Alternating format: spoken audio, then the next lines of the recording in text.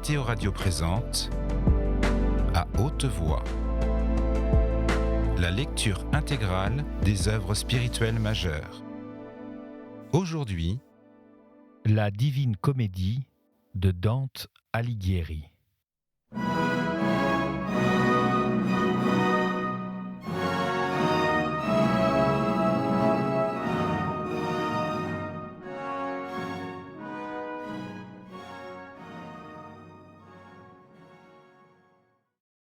Chant 17e. Voilà la bête à la queue affilée, qui traverse les montagnes, brise les murs et les armes. Voilà celle qui infecte le monde. Ainsi mon guide commença de me parler et lui fit signe d'aborder au rocher où nous marchions.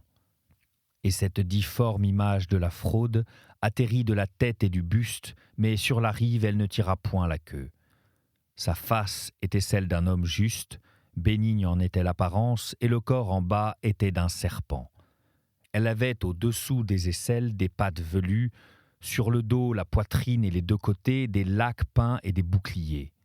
Jamais les Tartares et les Turcs ne couvrirent une étoffe de tant de couleurs, dessus, dessous, et jamais Arachné ne tendit de telles toiles. Comme quelquefois les barques stationnent sur le rivage, partie dans l'eau, partie à terre, et comme chez les Allemands gloutons le castor se dispose pour sa chasse, ainsi la bête mauvaise s'étendait sur le bord des rochers qui enserrent le sable. Elle aiguisait sa queue dans le vide, tordant en haut la fourche vénéneuse, armée de dards comme celle du scorpion. Le maître dit « Il convient que maintenant notre route se détourne un peu vers cette méchante bête couchée là. » Pour cela, nous descendîmes à droite et fîmes 10 pas le long du précipice pour éviter le sable et les flammes. Et quand nous fûmes arrivés à elle, un peu plus loin sur le sable, je vis des gens assis près du gouffre. Ici, le maître, « Afin que tu remportes une pleine connaissance de cette enceinte, va, me dit-il, et vois leur état. Que là tes entretiens soient brefs. En attendant ton retour, à celle-ci je parlerai pour qu'elle nous prête ses fortes épaules. » Ainsi, encore en haut, sur l'extrême limite du 7e cercle, tout seul j'allais là où était assise la gente triste. Par leurs yeux au dehors éclatait leur douleur. D'ici, de là, ils s'abritaient avec les mains, tantôt contre le souffle embrasé, tantôt contre l'ardeur du sol, comme avec les pieds et le museau, en été font les chiens, quand ils sont mordus par les puces, les mouches ou les taons. Ayant fixé les yeux sur le visage de quelques-uns, sur qui tombait le feu cuisant, je n'en reconnus aucun. Mais j'avisai qu'au cou de chacun pendait une bourse diverse de couleurs, et marquée d'un signe divers, et leur œil semblait s'en repaître. Et comme j'allais en regardant parmi eux, je vis une bourse jaune qui avait la face et le port d'un lion d'azur. Puis, continuant de regarder, je vis une autre bourse rouge comme du sang montrer une oie plus blanche que le lait. Et un qui, dans un sachet blanc, avait pour signe une grosse laie azur, me dit « Que fais-tu dans cette fosse ? Va-t'en, et puisqu'encore tu vis, sache que mon voisin vitalien s'assiera ici à ma gauche. Parmi ces Florentins, je suis Padouan. Souvent, ils m'assourdissent les oreilles, criant « Vienne le cavalier souverain, qui apportera la bourse aux 3 becs. » Ensuite, il tordit la bouche et tira la langue, comme un bœuf qui lèche ses naseaux. Et moi, craignant que rester plus longtemps ne courrouçât celui qui m'avait averti de peu m'arrêter, je m'éloignai de ces âmes misérables. Je trouvai mon maître, qui déjà était monté sur la croupe de l'horrible animal. Il me dit « Maintenant sois fort et hardi.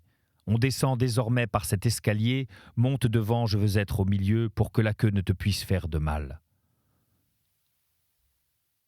Tel que celui qui est si près du frisson de la fièvre carte, que déjà ses ongles sont pâles et qu'il tremble à l'attente seul du froid, tel devins-je après ces paroles. Mais ce qu'elles avaient de menaçant m'inspira cette honte qui, devant un maître intrépide, rend un serviteur courageux. Je m'assis sur ses larges épaules, et comme je voulus dire « Soutiens-moi », la voix ne vint pas, ainsi que je croyais. Mais lui, dont la force d'autrefois en haut m'avait secouru, dès que je montais, m'entoura et me soutint de ses bras. Puis il dit « Gérion, va maintenant. Que les cercles soient larges et que la descente soit douce. pense à la charge nouvelle que tu portes. » Comme d'un lieu étroit sort la nacelle, peu à peu reculant ainsi de là, il sortit. Et lorsqu'ensuite il se sentit tout à fait libre, où était la poitrine, il tourna la queue, et allongeant celle-ci comme une aiguille, il se mut, avec les pattes ramenant l'air à soi. Ni quand Phaéton abandonna les rênes, par quoi le ciel, comme il paraît encore, s'enflamma, ni quand le malheureux Icare sentit ses reins se dépouiller de plumes, à cause de la cire qui fondait, son père lui criant « Tu tiens une mauvaise route », je ne crois pas que la peur ait été plus grande que ne fut la mienne, lorsque je me vis de toutes parts dans l'air, sans découvrir autre chose que la bête. Elle s'en va nageant, doucement, doucement, tourne et descend, et point ne m'en aperçois-je, si ce n'est au vent qui monte et me frappe le visage. Déjà j'entendais au-dessous de nous, à main droite, l'horrible fracas de l'abîme. Ce pourquoi, en bas avec la tête j'avance les yeux, encore plus de crainte le gouffre m'inspira.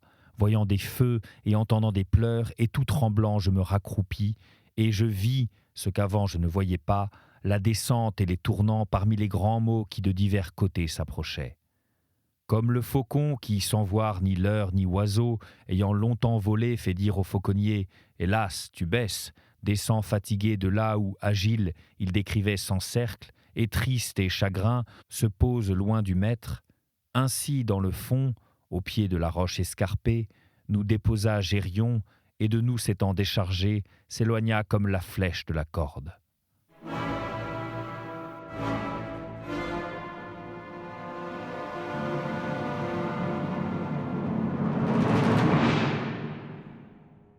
Chant 18e. Il est en enfer un lieu appelé Malbolge, tout de pierre couleur de fer, comme le cercle qui l'entoure. Droit au milieu de la campagne maligne, s'ouvre béant un puits large et profond, dont en son lieu on dira la structure. L'espace de forme ronde entre le puits et la haute rive solide était, en descendant au fond, divisé en 10 retranchements.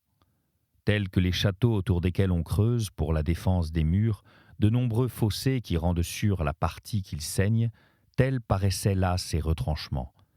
Et comme en de pareilles forteresses des seuils à la rive sont de petits ponts, ainsi du pied du précipice partent des rochers qui coupent les remparts et les fossés jusqu'au puits où tronquent ils s'arrêtent.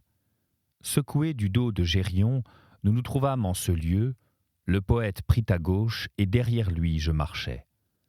À main droite, je vis avec une nouvelle pitié des tourments nouveaux et de nouveaux tourmenteurs, dont la première bolge était pleine. Au fond étaient les pêcheurs nus. Du milieu, d'un côté, ils venaient le visage vers nous, de l'autre, ils allaient comme nous, mais à plus grands pas.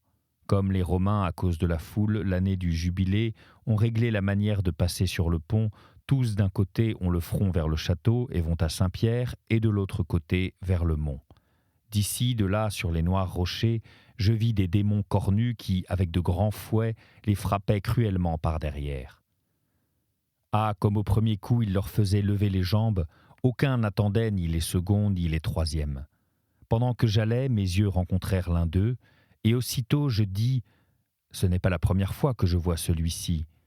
Aussi je m'arrêtai pour le regarder, et mon doux maître avec moi s'arrêta, et consentit à ce qu'un peu je retournasse en arrière. Ce fustigé croyait se sceller en baissant la tête, mais peu lui servit. « Toi, lui dis-je, qui fixe l'œil à terre, si tes traits ne sont point menteurs, tu es Venedigo Caccianimico. Mais qu'est-ce qui te vaut de si cuisantes peines ?» Et lui, à moi, « Mal volontiers, le dis-je, mais m'y contraint ton clair langage, qui me fait souvenir du monde ancien. Je fus celui qui induisit la belle Ghisola à faire ce que voulait le marquis, quoique dise une fausse rumeur. Et je ne suis pas le seul Bolonais qui pleure ici.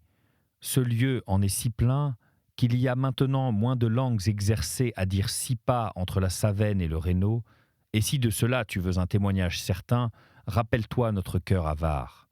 Comme il parlait ainsi, un démon le frappa de sa lanière et dit « Va, ruffian, il n'y a point ici de femmes dans ton trafic. » Je rejoignis mon guide et en peu de pas, nous revînmes là où de la rive partait un rocher.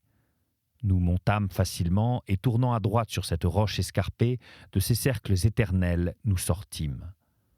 Quand nous fûmes à l'endroit où en dessous se fait un vide, pour donner passage aux fustigés, le maître dit « Arrête-toi, et que tes regards se portent sur ces autres mal-nés, dont tu n'as pas encore vu la face, parce que avec nous ils allaient. » Du vieux pont, nous regardions la bande qui venait vers nous de l'autre côté, et que pareillement le fouet déchire.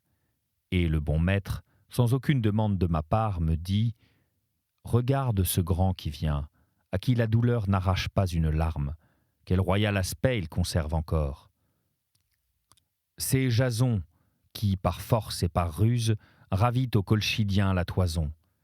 Il passa par Lemnos après que les femmes hardies et sans pitié y eurent mis tous les hommes à mort. Avec des gages et de décevantes paroles, il trompa la jeune Hypsipyle qui avait la première trompé toutes les autres, et là, toute seule, il la laissa enceinte. Un tel crime le condamne à un tel supplice, et ici aussi s'accomplit la vengeance de Médée. Avec lui vont ceux qui usent de la même fraude. Pas n'est besoin d'en savoir plus de la première enceinte et de ceux qui y sont tourmentés. Déjà nous étions là où l'étroit sentier croise le second rempart et forme une voûte d'une arche à l'autre. Là nous ouïmes la jante qui gémit dans l'autre bolge, et s'ébroue et se déchire de ses propres mains. Les rives, par la laine qui d'au-dessous monte et s'y épaissit, étaient recouvertes d'une croûte moisie qui rebute les yeux et le nez. Si avant est le fond, que d'aucun lieu on ne le peut voir sans monter sur le haut de l'arche, où le rocher est le plus à pic.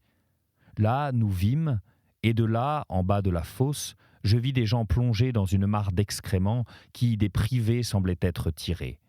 Et pendant que de l'œil je cherche dans cette fosse, j'en vis un dont la tête était si salie d'ordures qu'on ne pouvait reconnaître s'il était laïque ou clerc. Grondant, il me dit « Pourquoi plus avidement me regardes-tu que les autres souillés ?»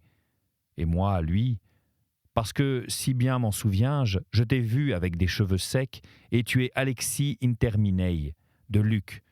Pour cela, je te regarde plus que les autres. » Et lui, alors se frappant le crâne, « Ici-bas m'ont plongé les flatteries, dont ma langue jamais ne fut lasse. » Après cela, le maître, « Porte ta vue, me dit-il un peu plus avant, de sorte que tes yeux discernent bien la figure de cette sale servante échevelée, qui là s'égratigne avec ses ongles embrenés, et tantôt s'accroupit, tantôt se tient debout.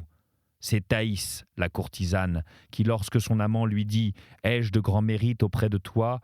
lui répondit « De merveilleux même, que de cette enceinte notre vue soit rassasiée. »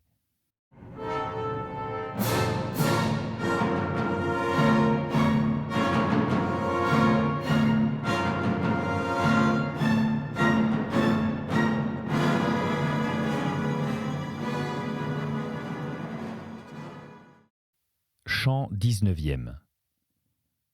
Ô Simon le magicien, ô misérable qui suivez ses traces, vous dont la rapacité prostitue pour de l'or et pour de l'argent les choses de Dieu, épouse destinée au bon.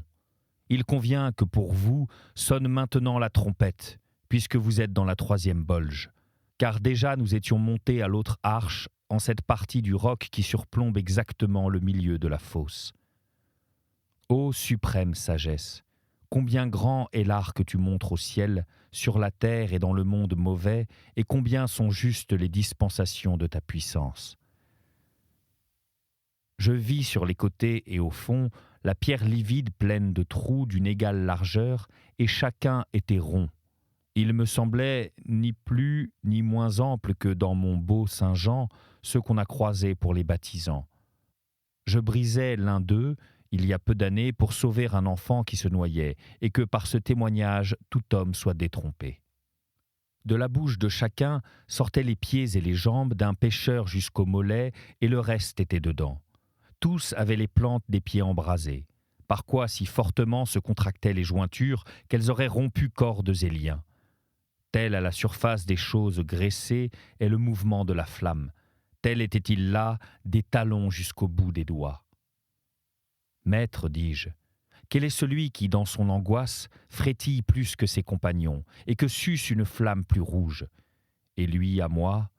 Si tu veux qu'en bas je te porte par cette rive, si tu veux qu'en bas je te porte par cette rive d'au-dessous, tu sauras de lui-même qui il est et quelles furent ses fautes. Et moi, tout ce qui te plaît m'est bon. Tu es mon Seigneur, et sais qu'en rien je ne m'écarte de ton vouloir, toi qui connais même ce qu'on t'est.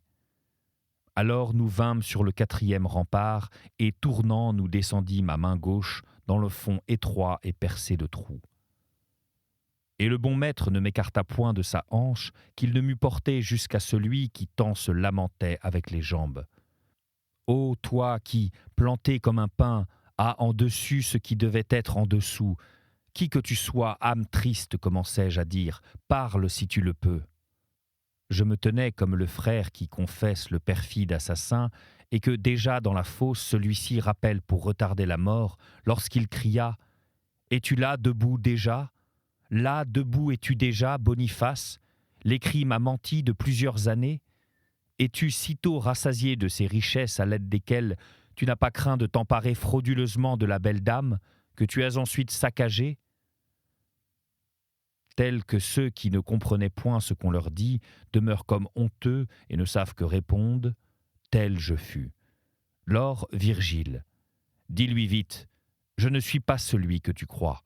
Et je répondis comme il m'était prescrit. Sur quoi le damné tordit les pieds, puis soupirant et d'une voix plaintive me dit « Que demandes-tu donc ? Si de savoir qui je suis tu as tant de soucis, que tu aies pour cela parcouru ces rives, sache que je fus revêtu du grand manteau. Je fus vraiment fils de l'ours, et si avide que pour enrichir les oursons, je mis là-haut l'or, et ici moi-même dans la bourse. Sous ma tête sont couchés les simoniaques qui me précédèrent, tirés par la fente de la pierre. Là aussi je tomberai quand viendra celui que je te croyais être, lorsque je fis la soudaine demande. Mais plus de temps il y a déjà que mes pieds brûlent, et que j'ai été ainsi renversé, qu'il ne le sera lui-même, et que ses pieds ne brûleront. Car souillé des plus laides œuvres, après lui viendra du couchant un pasteur sans loi, tel que lui et moi il convient qu'il recouvre. Il sera un nouveau Jason, duquel parlent les Maccabées, et comme à celui-là flexible fut son roi, à celui-ci le sera le roi qui régit la France. Je ne sais si je fus bien sensé, lui répondant en cette sorte, « Et dis-moi quel trésor notre Seigneur exigea de Saint-Pierre, avant de lui remettre les clés en son pouvoir. Certes, pour toute demande, il lui dit « Suis-moi », et ni Pierre ni les autres exigèrent de Matthias de l'or ou de l'argent, quand par le sort il fut élu à l'office qui perdit l'âme criminelle. Reste là, car justement es-tu puni, et garde bien les deniers mal perçus qui contre Charles te rendirent hardi.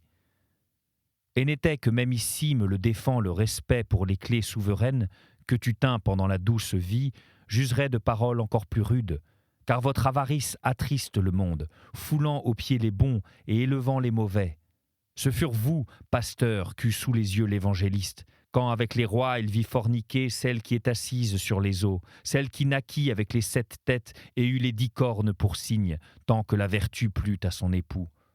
Vous vous êtes fait un dieu d'or et d'argent, et entre vous et l'idolâtre, quelle différence, sinon qu'il en prit un et vous 100. Ah, Constantin, de combien de maux fut mère non ta conversion, mais cette dot que reçut de toi le premier père enrichi. Et pendant qu'à lui je chantais de telles notes, soit colère, soit conscience qui le mordit, il remuait fortement les 2 pieds. Je crois que cela plaisait à mon guide, tant d'un visage content, il écoutait les paroles empreintes de vérité. Cependant, il me prit avec les 2 bras, et quand je fus sur sa poitrine, il remonta par où il était descendu, et ne se fatigua point de me tenir serré contre soi, mais il me porta sur le sommet de l'arche qui forme le trajet du 4e au 5e rempart. Là, doucement, il posa la douce charge sur le rocher âpre et abrupt qui serait aux chèvres un dur passage. De là, je découvris un autre bastion.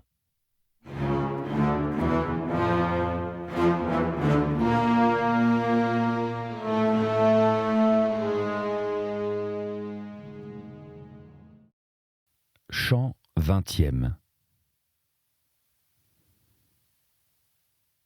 Il convient que mes vers racontent un nouveau supplice et qu'il soit le sujet du 20e chant de la première cantique consacrée aux submergés.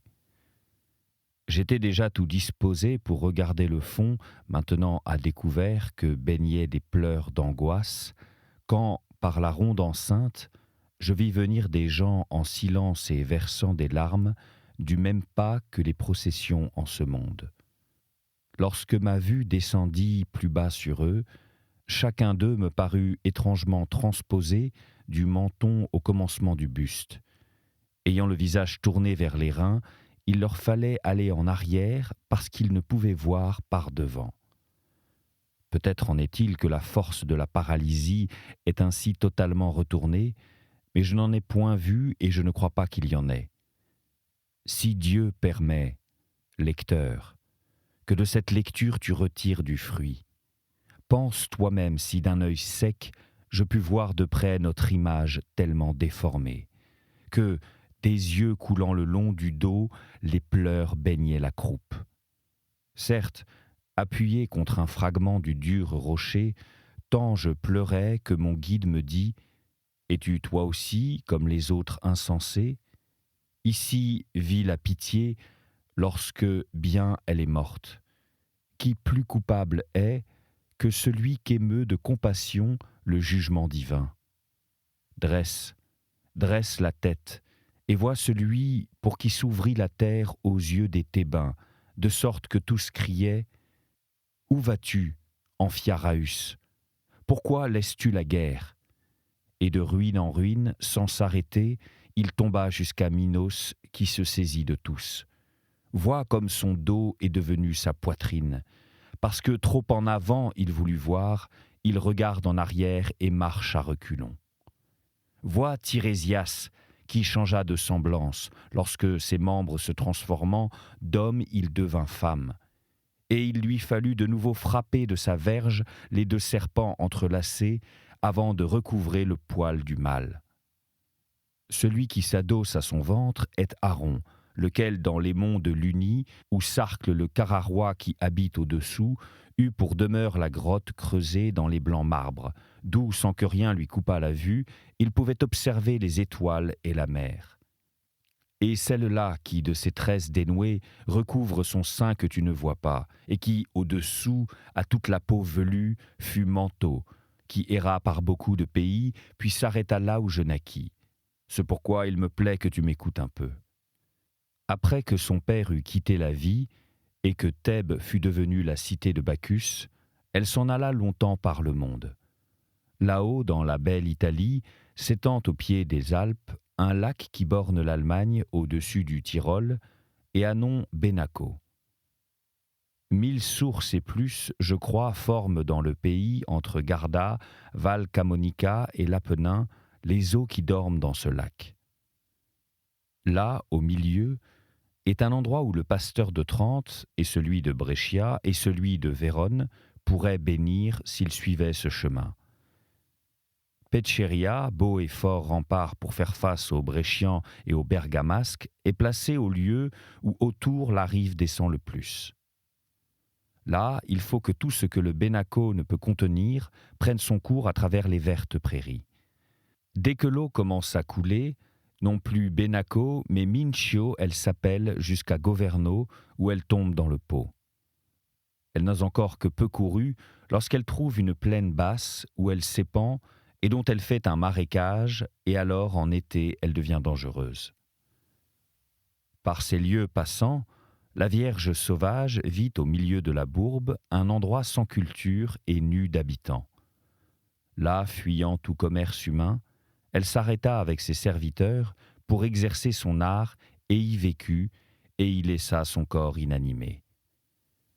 Ensuite, les hommes épars alentour se rassemblèrent en ce lieu, forts par le marais qui l'environnait de toutes parts, et sur ces eaux de mort, bâtirent une ville qu'à cause de celle qui la première avait choisi le lieu, sans autre scrutin, ils appelèrent Mantoue. Plus nombreux autrefois en furent les habitants, avant que la folie de Casalodi n'eût été trompée par Pinamonte. Ainsi je t'avertis, afin que si jamais tu entends donner à ma patrie une autre origine, aucun mensonge n'altère la vérité. Et moi, maître, tes discours me sont si certains et tellement s'emparent de ma foi que les autres me seraient des charbons éteints. Mais parmi la gente qui s'avance, dis-moi si tu vois quelqu'un digne de note, car à cela mon esprit vise. » Lors il me dit, « Celui dont la barbe descend sur ses brunes épaules fut augure, quand la Grèce tellement se dépeupla de mal qu'à peine restèrent ceux au berceau, et avec Calchas donna en Olide le signal de couper le premier câble. Il eut nom Euripyle, et ainsi le chante ma haute tragédie. Tu le sais bien, toi qui la sais tout entière. Cet autre si fluet fut Michel Scotto, qui maintenant voudrait ne s'être mêlé que de cuir et de lignol, mais tard il se repent. Vois les malheureuses qui laissèrent l'aiguille, la navette et le fuseau et se firent devineresses. Elles composèrent des charmes avec des herbes et des images. Mais viens, déjà Caïn et les épines occupent les confins des deux hémisphères et se couchent dans l'onde au-dessous de Séville. Et hier déjà, la lune était ronde. Tu dois bien te souvenir qu'une fois elle ne te nuisit point dans la forêt profonde. Ainsi me parlait-il pendant que nous allions. C'était À haute voix, une émission de KTO Radio. Aujourd'hui, La Divine Comédie de Dante Alighieri. Lecture, Fitzgerald Berton. Captation et réalisation, Gustave Schlicht et Thibaut Dagalier. Une émission disponible en podcast sur ktoradio.com et sur l'application KTO Radio.